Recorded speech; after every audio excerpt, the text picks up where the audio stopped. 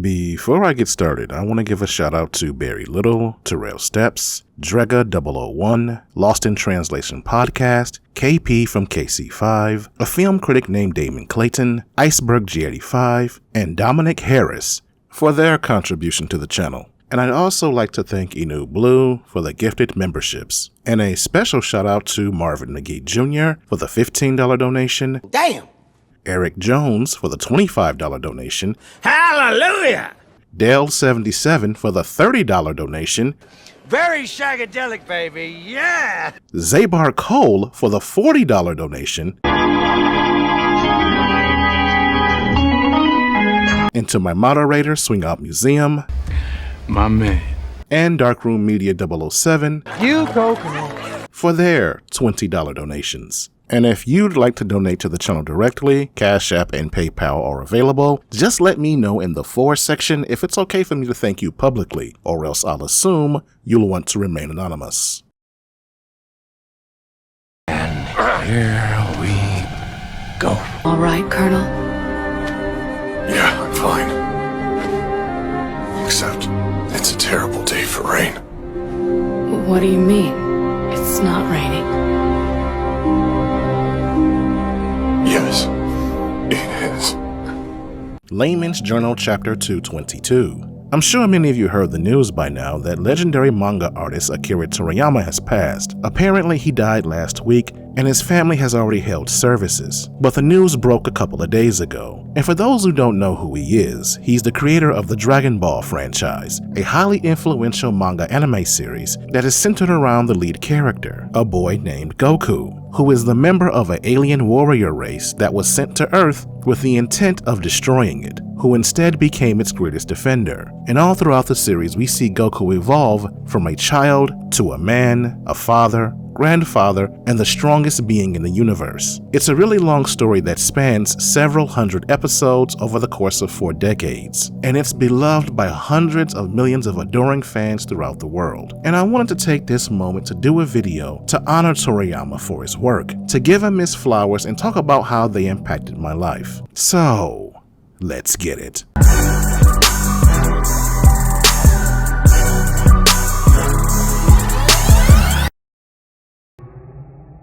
少しおまけをしておきました。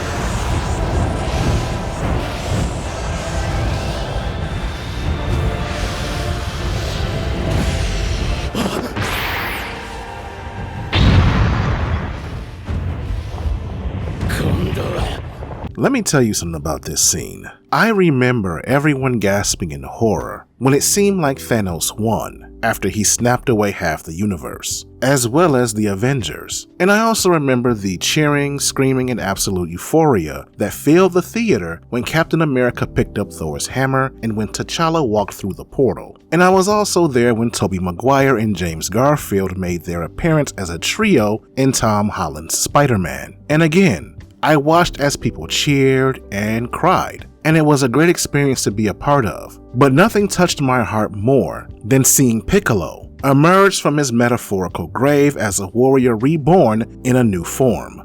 Because that was my childhood, and he was my favorite character. You see, I didn't grow up reading superhero comics. I was more into video games, movies, and sports as a kid. And my introduction to anime goes back to the early 90s, when it was really hard to find. Before anything was on television, when VHS was all you could get. But you could only find it in specialty video stores. Or maybe if you went to a festival or convention, you'd see people selling tapes. And even then, it was always random stuff. They wouldn't have an entire season or show, just various episodes of various seasons, and it was an expensive hobby. Shows like Kimba, Astro Boy, and Speed Racer did air on American television, but they were before my time. But there was Voltron, which I loved, but it was so heavily edited and rewritten for American audiences that it came across more as an American show. So out of all the stuff I saw, Ninja Scroll, Fist of the North Star, and Akira were the only projects worth remembering. So back then I was more of a casual fan of anime. but that was largely due to a lack of money and availability. But in 1996, a buddy of mine told me about this show he was watching called Dragon Ball Z. He explained that it was a sequel series, that the previous one was called Dragon Ball, and they were a part of a greater franchise. And based on what he was telling me, I thought it was interesting because I had never heard of anything like that.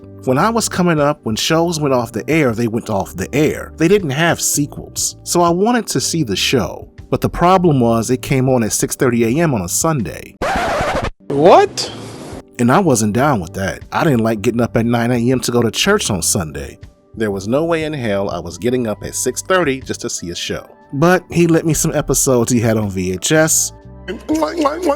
Finger licking good special. And immediately I was hooked. And there I was the following weekend, getting up at 6 a.m. to make sure I caught Dragon Ball Z at 6:30. And you have to understand, this was before DVRs, before we had broadband internet service, streaming, and digital video downloads. Everything was done via broadcast. And if you missed an episode of your favorite show, oh well, you had to hope they played the rerun in the off season, or maybe years later you could catch it in syndication. And that was a problem because Dragon Ball Z is a show with a continuous arc. That means the plot spanned the entire season. It wasn't like most American TV shows where the plot was as long as the episode, and with every new episode presenting a new narrative. Dragon Ball Z was the opposite. Everything was interconnected. Every preceding episode depended on the previous. And that's why I got up 30 minutes before airtime to make sure that I saw it. Yes, we had VCRs with timed recorders, but those weren't reliable. The power might go out, the tape might fail, or somebody can come and change the channel while it was recording. But getting back to the series, the show wasn't popular, and it lost its syndication, largely because it was overly edited for American television, but also because it never went beyond the Namek saga, the first 57 episodes, I believe, and it ended on the same cliffhanger over and over and over again, and it was eventually out of syndication. But a couple of years later, Cartoon Network picked it up, and to their credit, they were committed to presenting the show the right way. They aired all the stuff that was edited out for syndication, and they put it on in the afternoon, a time that most people were available to watch. And they finished the saga, which led to it becoming the hit that it never was in syndication. And it was in that moment that Dragon Ball Z changed a generation. From 1999 to 2003, kids who had never seen anime, boys and girls, were rushing home after school to catch the latest episode of Dragon Ball Z. And that wasn't without controversy. You had some mope at the Wall Street Journal write a now infamous article questioning if Dragon Ball Z should be allowed on television in the United States. But it was too late. The popularity of Dragon Ball Z opened the door for other shows like Gundam Wing, Inuyasha, Blood Plus, Big O, and Cowboy Bebop. It made anime mainstream, too large to cancel. It took it from being some obscure genre that nerds watched on grainy VHS videos with subtitles to something that millions of kids and young adults were watching all across America. And Dragon Ball Z was the catalyst for all of that. Even to this day, when you ask people what was their introduction into anime, what made them fall in love with the genre, most, if not all, will say Dragon Ball Z. And that's why Akira Toriyama is such a beloved figure. Why so many of us are grieving his passing. Not just because he gave us a great show, but because he exposed us to an entire world of entertainment that many of us didn't know existed. And not only did Toriyama introduce anime to the world, he also inspired a new generation of animators. Ichiro Oda and Masashi Kishimoto, the creators of One Piece and Naruto, franchises that are just as big if not bigger than Dragon Ball, say it was Toriyama who inspired them to become artists. And they weren't the only ones. You can see the influence of Toriyama's work in every major property today. So the man was a legend, whose influence will continue to live on long after his passing. So what happens now? What does Toriyama's passing mean for the franchise? Well, we know that a new series, Dragon Ball Daima, is coming out this fall, and that it's been in the works for years now. And we've also received word earlier this year that the president of the newly formed Capsule Corporation, Ikeu Ayoku, who owns the rights to the Dragon Ball franchise and games, promised a decade's worth of new content. And I guess that's okay, seeing how these plans were put into motion before Toriyama's passing. But what about the stuff he isn't going to be around for? the stuff he can't sign off on. You see, a lot of times when an artist dies, his work becomes more valuable, and I'm sure the demand for the Dragon Ball franchise has increased since his passing. But my hope is that his family and his company guard the integrity of his work, that we don't see it fall into the greedy hands of the corporate machine. Because we've seen how that played out in the past, with projects like Dragon Ball GT and Dragon Ball Evolution, two corporate-inspired, non-canonical works that Toriyama had little to no part in creating. They were just licenses, based off of his previous work, which were an absolute embarrassment to the franchise. And there are rumors that Disney has been trying to acquire the live-action rights to Dragon Ball, so that they can create a cinematic universe based on the franchise. No, God! No, God, please, no! No! No! No! And I couldn't imagine anything worse than that, because we all know who they are. They're the same media conglomerate that has destroyed Lucasfilms, Marvel Studios, with all of their woke politics. They would reverse engineer all of Toriyama's work in making Dragon Ball the franchise that it is today. Just thinking about it makes me angry, because you know if they get their hands on it, they'd race, gender swap, and rainbow that franchise into oblivion. Think of all the lectures Vegeta would receive about male privilege, how Chi-Chi would somehow become the leader of the Z-Fighters, and how Gohan and Piccolo's father-son relationship would somehow evolve into something more suitable for modern audiences.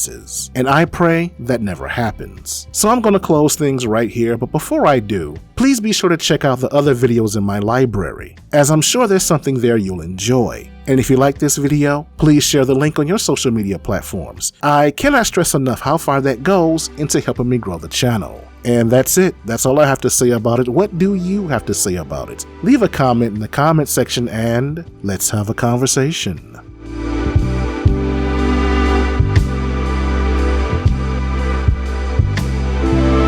Now, I'm sure you've heard me say this a million times. So if you like this video, give it a like and leave a comment in the comment section and share the link on your social media platforms. I cannot stress enough how far that goes. Hell! Shut up! Shut up! Shut up! And while I do appreciate you liking, sharing, subbing, and leaving comments, I'm going to ask that you help me go another step further in helping me grow the channel. I set up a membership program for those of you who'd like to offer additional support in the development of this channel. It's not anything expensive or special, it's just 99 cents a month, which is enough for me to continue doing the work that I do here. Help me! Help me! Help me! In the future, there will be additional tiers with added benefits, but right now I need your support so I can cover basic costs. So please, sign up so I can continue giving you awesome content. This is the Layman's Journal. I'm out.